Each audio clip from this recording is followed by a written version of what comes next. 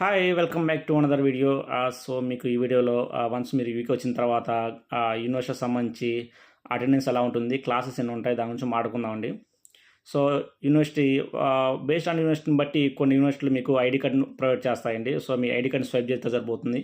కొన్ని యూనివర్సిటీలు మాత్రం మీరు వన్స్ క్లాస్కి వెళ్ళిన తర్వాత మీకు మెయిల్కో లింక్ పంపిస్తారు. సో మీరు ఆ లింక్ని ఓపెన్ చేయగానే మీకు కోడ్ అడుగుతుందండి.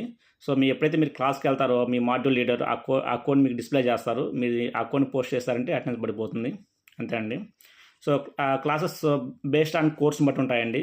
మీరు ఒక్కొక్క సెమిస్టర్లో 2 లేదా 3 సబ్జెక్టులు ఉంటాయి. ఒక్కొక్క సబ్జెక్ట్కి 2 క్లాసులు ఉంటాయండి. అంటే పర్ డే 2 క్లాసులు, ఒక సబ్జెక్ట్ ఒక రోజు ఉంటుంది. సో అలా 2 సబ్జెక్టులు ఉన్నాయంటే 4 క్లాసులు ఉంటాయి. ఒక్కొక్క సబ్జెక్టు మ్యాక్సిమం 2 అవర్స్ ఉంటుందండి. అది కూడా ఆన్లైన్ ఉండొచ్చు, ఆఫ్లైన్ ఉండొచ్చు. అది కాలేజ్ని బట్టి ఉంటుందండి.